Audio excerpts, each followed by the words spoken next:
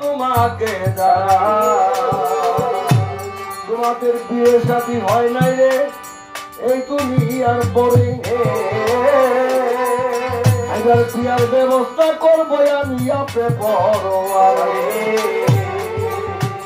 এবার কি করলেন? বিয়ে করতে 4 জন লাগে, 4 জন লাগে না কমসে কম।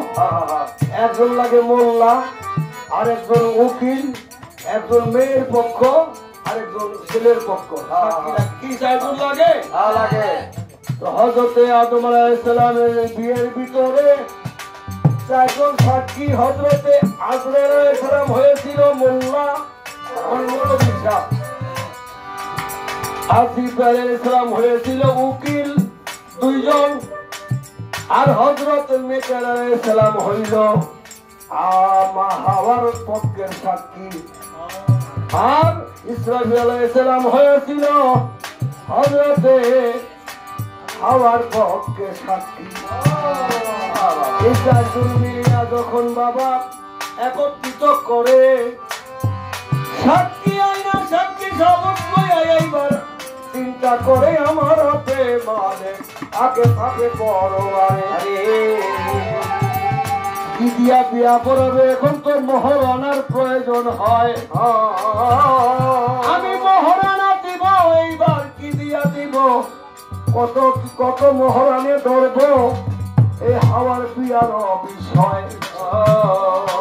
আমার হাবিব আছে, আমার সব আছে, আমার ভাবে আলে আপে মালিক সাই।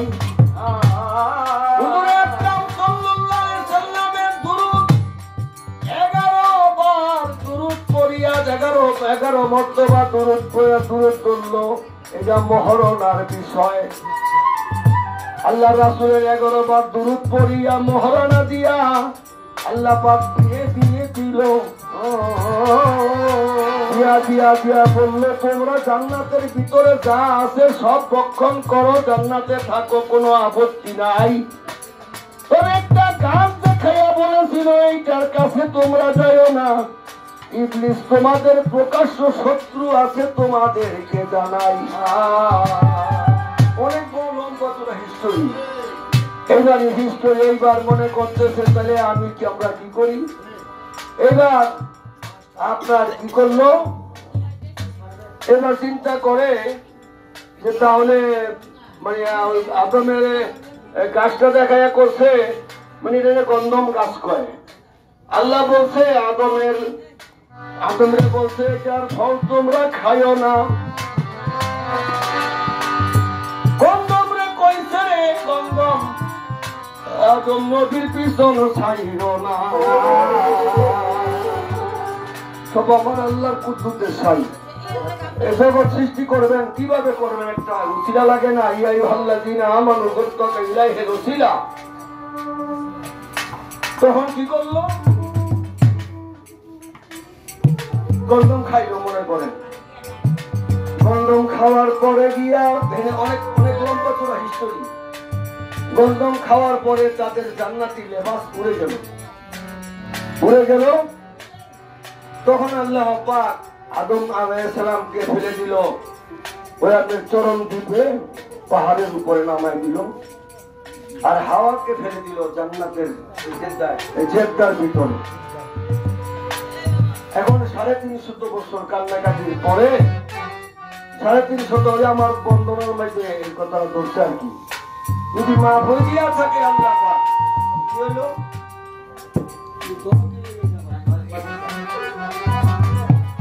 যদি মাফ হয়ে দিয়া থাকে তাহলে আবার মাফ হয়ে দিয়া থাকে তো মাফ হয়ে দিয়া দিচ্ছে, তাহলে আবার দুনিয়ার মধ্যে রাইখা দিল কেন? এখানে কারবার হইল। আল্লাহ পাক বলছে আদম আমি তোমারে মাফ করে দিছি যখন তুমি আরশে আযিমে আমার হাবিবের কলমা পড়ছো। এটা কার নাম? জিজ্ঞাসা করছে কার নাম এটা প্রভু? আল্লাহ বলেছেন যদি আমার পেয়ারার হাবিবকে সৃষ্টি না করতাম আদম, আমি তোমাকেও সৃষ্টি করতাম না। এটা তার নাম, আমার হাবিবের নাম, আমার বন্ধুর নাম। হাবিব শব্দের অর্থ হইল বন্ধু, আর আমার বন্ধুর নাম এটা। আরো সে আজিমের একা পূর্ব দিকে চাই দেখে সূর্য উঠতেছে, বর্ষা হয়ে গেছে।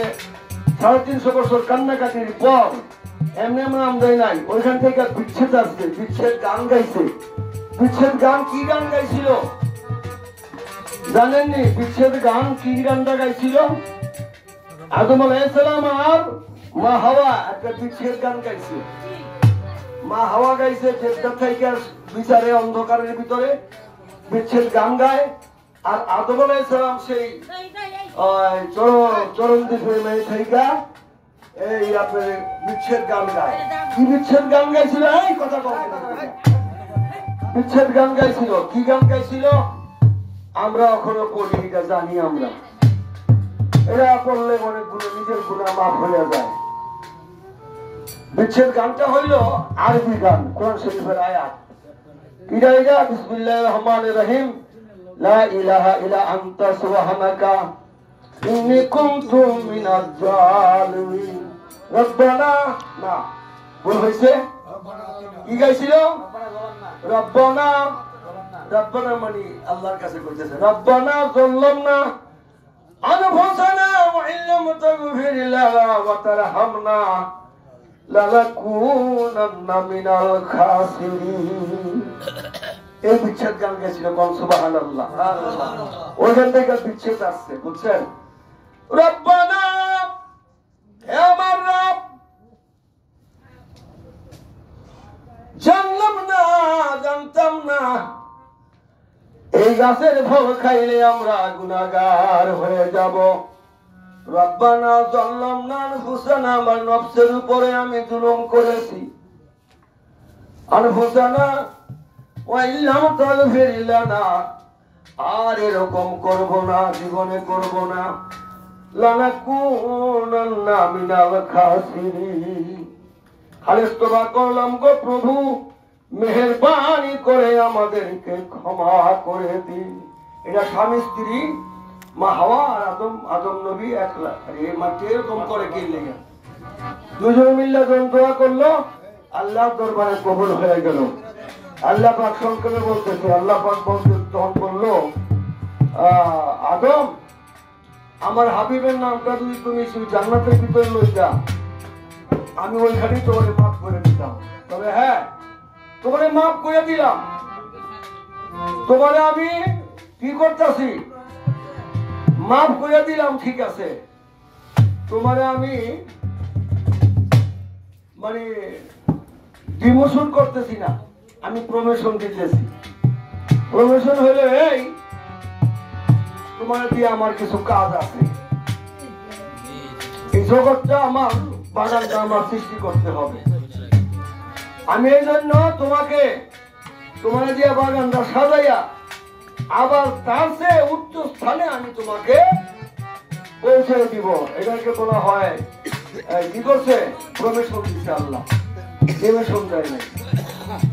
এই হলো ব্যাপার। আপনার একটা প্রশ্ন সূক্ষ্মভাবে দলিলে যা করে পাইছি তাই বললাম। আর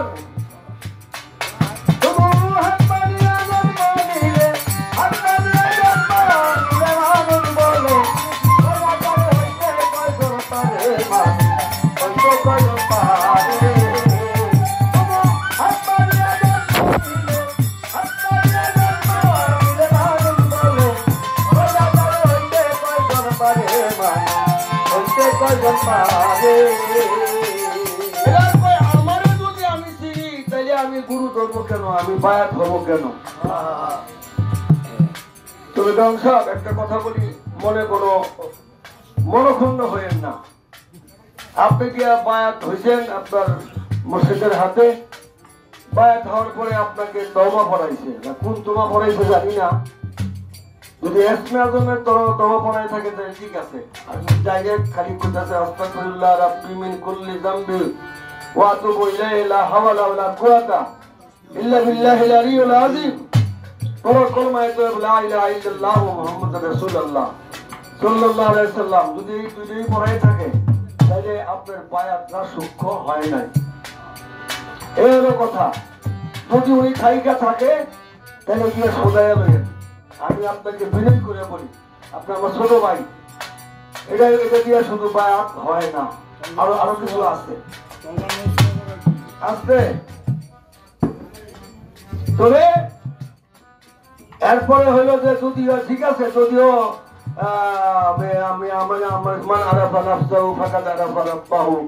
তুমি তোমার নফসকে চিনলেই তুমি রবকে চিনবা, তাইলে বায়াত হইতে হবে কেন? তো তাইলে এই চিনার জন্য যে আল্লাহ পাক বলছে আবার যে তুমি যদি অচিনারে চিনতে চাও তো প্রয়োজন হলে চীন শহরে চলে যাও, কি দলিল না নাকি? অচিনারে যদি চিনতে চাও তো দরকার হইলে চীন শহরে চলে যাও। এরপরে আপনার দাদা ফিরে গান লেখছে, কি কইছে গানের বেদে? ওরে অচেনাকে চিনতে হলে রে, অচেনাকে চিনতে হলে রে, হলে রে, চলো যাই না লোকের সঙ্গে আল্লাহর আশিকান বন্ধ, ওই আল্লাহর ভেবে যাবি যদি মাশকুর আল্লাহ রে, আল্লাহর আশিকান বন্ধ, ওই আল্লাহর ভেবে যাবি যদি মাশকুর হবে, আল্লাহর আশিকান বন্ধ, ওই আল্লাহর ভেবে। এটা বলছে মরহম কবি রব্বানী দেওয়ান সাহেব চিশতি রহমতুল্লাহ আলাইহি। আর আল্লাহ পাক বলতেছে ইয়া আইয়ুহাল্লাযীনা আমানু ওয়া আমিনু, হে ঈমানদারগণ তোমরা ঈমানের নিকটে চলে যাও। কে ওনার কথাটা, আমার এই কথাটা ঠিক আছে? আল্লাহর আয়াতের কথাটা আর রব্বানী দেওয়ান সাহেবের কথাটা ঠিক আছে। ইয়া আইয়ুহাল্লাযীনা আমানু ওয়া আমিনু, হে ঈমানদারগণ তোমরা ঈমানের নিকটে চলে যাও। কে? তারপরে শায়ারে বলছে মান্না গঞ্জম তর জমিন আসামা, লেখে গঞ্জম তর কলবে মুমিনা, মান্না গঞ্জম তর জমিন আসামা, লেখে গঞ্জম তর কলবে মুমিনা।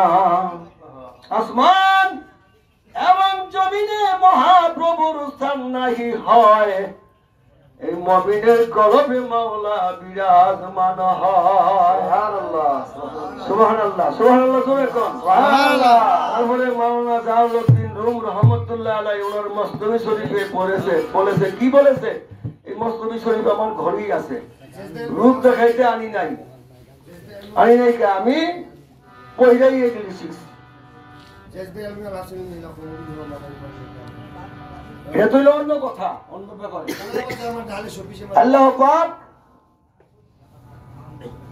কি বলতেছে? আগে গাহাতে হাম নাসিনি বখদা, গোনাসিন আতার হুজুরে আউলিয়া। কত বড় মাওলানা, জবরদস্ত মাওলানা, উনি কথা বলেছেন। আগে গাহাতে হাম নাসিনি বখদা, গোনাসিন আতার হুজুরে আউলিয়া। যদি কেহ আল্লাহকে দেখতে চাও, আল্লাহর ভালোবাসা পেতে চাও, আল্লাহর নৈকট্য লাভ করতে চাও, তাহলে কোন ওলি আউলিয়ার নিকটে গিয়া বসে যাও। ঠিক আছে? এরপরে আবার বলছে কি? কালেরা বাগে যারা মার দে হালেসো, পিসি মার দে কামেলে পামালেসো। কালেরা বাগে যারা মার দে হালেসো, পিসি মার দে কামেলে পামালেসো। তোমার শিক্ষা দীক্ষা বুদ্ধি বিবেচনা, মাল ধন বাড়ি গাড়ি যত কিছু যা কিছু আছে, টাকা পয়সা ধন দৌলত বিবি বাল বাচ্চা পরিবার পরিজন, সব তোমার মুর্শিদের কদম মোবারকে সমর্পণ করে দাও। বলি সুবহানাল্লাহ। তাহলে বাবারা ভালো করে আইন প্রয়োগ করলে মুরিদ থাকবে না। ভালো করে যদি আইন প্রয়োগ করি তো মুরিদ থাকবে না, মুরিদ চলে যাবে। ঠিক একটা আইন খালি একটা খালি পরীক্ষা যদি ভালো করে নেই, 5-6 হাজারের ভিতরে একটাও থাকতো না। হয়তো 2-1 ঠিক থাকে না, ও ঠিক থাকে, কম জানি সব দেখো না, বুঝছেন? সব কিছু এর ব্যাপার। আর কিছু বলার আছে? কিছু আর কিছু বলার নাই তো? ওরে শুধু হাত পাও নিয়া জন্ম নিয়ে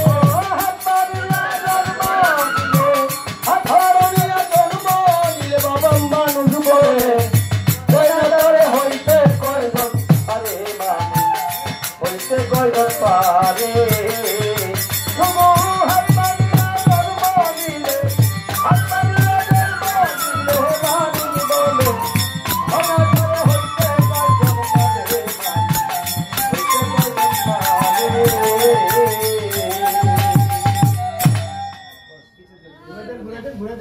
ঘুরা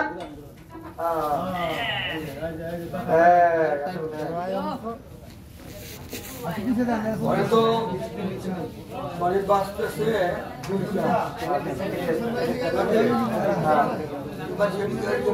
আচ্ছা সভাপতি সাহেব বাগান বিচ্ছেদ সময় হয়েছে না আচ্ছা তাই বলি